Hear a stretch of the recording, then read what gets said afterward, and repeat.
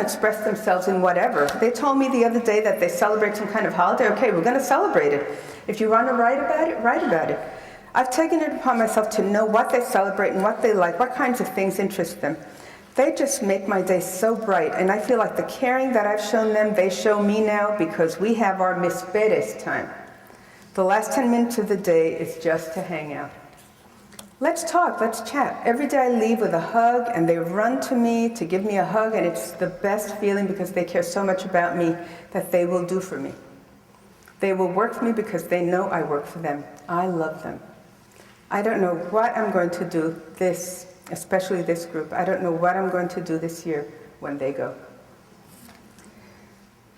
Thriving teachers are lifelong learners. This is Amber Bouchard, and she decided she was going to be a teacher when she was in 2nd grade.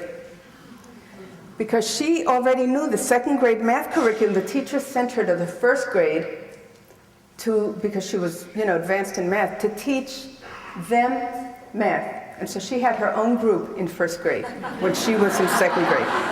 And she loved it. So she said, I remain a teacher because I continue to love learning.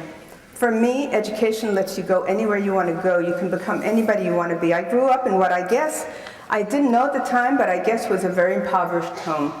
I didn't really know that until I was in high school. I didn't know there were stigmas attached to standing in line to get the little free lunch tickets. But I did know that an education was a way to make my life the way I wanted it. I loved education. I see education as a path to make your dreams come true. You can be anything you want to be. You can go wherever you want to go. I feel that I will continue to be a teacher as long as I can share that passion with others. I tell my students probably every 3rd day, I love what I do.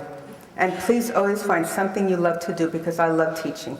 I love learning myself. I think it makes me effective at imbuing that in my students. Well, I'll tell you this story, because she was so proud of it. She said, I had a kid this year who said, I'm not going to read books. I've never read a book. He was 14 years old, she said. I've never read a book, affiliated with a gang. So I said to him, you've just got to find the right book. So we went to the library. I have a colleague who's an expert. She has a huge library, so we tried to find something. Not interested, I'm not going to do it. I said, okay, I'll read with you. We'll find a book and we'll read it together. I just wanted to find the magic of learning. I wanted to fall in love with it. So we found a book. I found 2 copies. A little book about a kid whose dad gets caught up in drug trafficking. And that's what he was interested in. So the first week, she read it to him, and he started getting interested in the story. The second week, they took turns reading a paragraph each. By the 3rd week, they weren't going fast enough for him. So they each read 5 pages a night and questioned one another the following day. And the rest of the class was very patient while they did this special plan. And she writes, she didn't write, she was doing the interview. He started having fun knowing that I was invested in him and he liked the book. We read the whole book, and there's a second, and he read that whole book with me too. Now I had to take it home too and read 10 pages a night, and he would question me the whole day and I would question him. By the end of this year, he had read 3 whole books.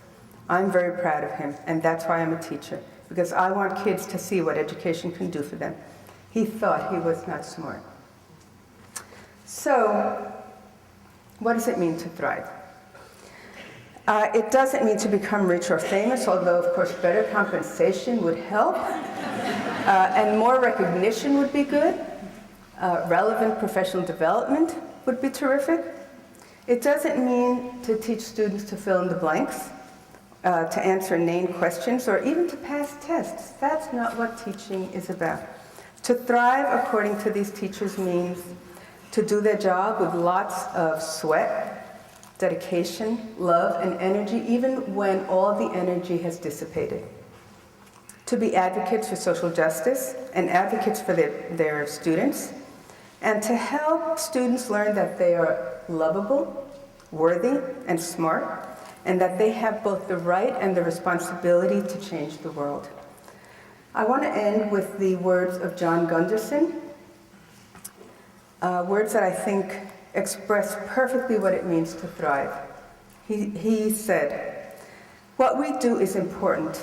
It's valuable and it's not easy, but it's the most rewarding and beautiful thing that you can do for a living.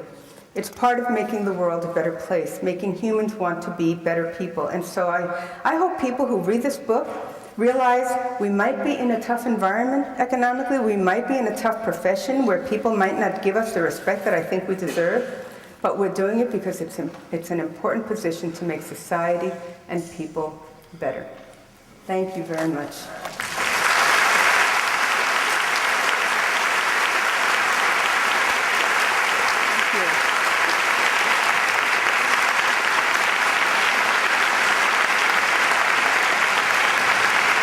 Thank you.